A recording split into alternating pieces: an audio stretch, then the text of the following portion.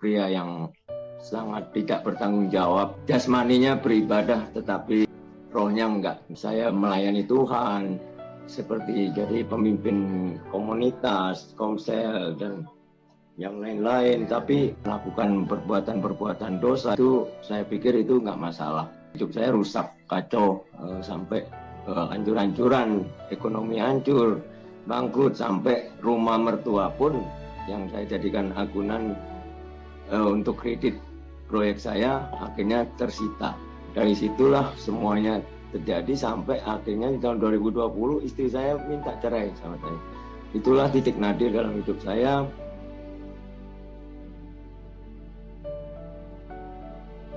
Awal Maret datang COVID, saya di PHK dari pekerjaan terakhir saya. Di situ saya sampai hampir sepanjang tahun itu tidak ada income. Nah, keluarga kami hidup dengan benar-benar belas kasih Tuhan, sampai hidup ya, sampai nggak bisa makan yang cukup ya. Kami makan cuma pakai kecap, begitu. Listrik nggak bayar sampai 6 bulan, anak-anak nggak uang sekolah sampai 7 bulan mungkin nggak kita bisa bayar.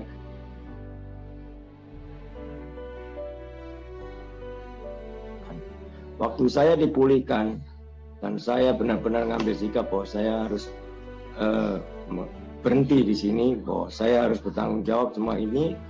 Saya rekonsiliasi dengan semua orang, saya mengaku dosa, saya melayani istri saya, mendengarkan dia.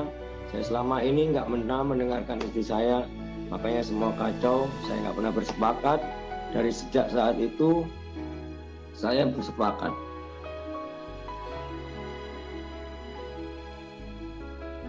Saya merendahkan hati di hadapan Tuhan, bertobat sungguh-sungguh.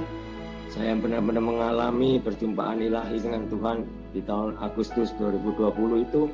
Saya benar-benar mengalami perubahan, renovasi, dan Tuhan pulihkan. Keluarga yang sebenarnya yang udah mau cerai ini akhirnya benar-benar pulih. Di Januari 2021 kami bisa pulih, kami bisa bersatu kembali.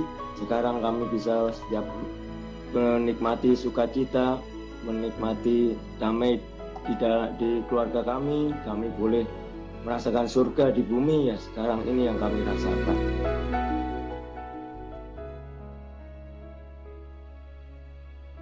Dulu tuh sikapnya papa mama itu jelek banget, suka ngomong kata-kata sia-sia, sedih banget dalam hati. Kalau bangun tidur atau mau tidur aku selalu doa biar gak bertengkar lagi. Januari 2021 akhirnya mereka gak bertengkar lagi. Aku senang banget bisa jadi keluarga lagi. Sekarang bisa sukacita gitu, bisa damai, bisa mesbah keluarga.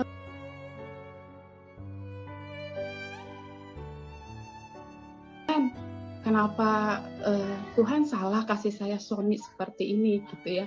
Karena suami ini bukan membuat saya bahagia, tapi dia membuat saya menderita.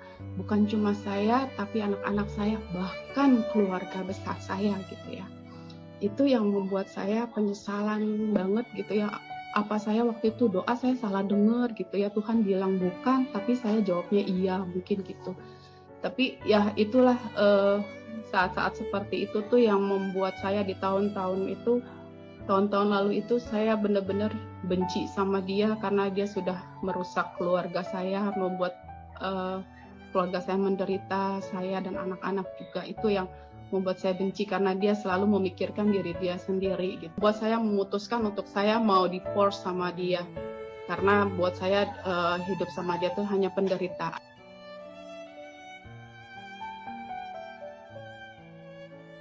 Saya melihat perubahan dari Sam ya, ketika dia ikut Koramdeo, ketika dia kompak, betapa Sam hatinya itu saya lihat punya hati yang lembut untuk dia mau dibentuk, untuk dia mau mengakui semua kesalahan-kesalahan yang dia lakukan dulu, ya benar-benar dia bertobat lahir baru. Menjadi 2020 lah, itu hati saya yang tadinya beku, yang tadinya saya benci sama dia, saya berubah menjadi kasihan sama dia. Ya. Kira saya mengampuni dia, saya maafkan. Saya beruntung punya suami ini, sama yang sebahagia.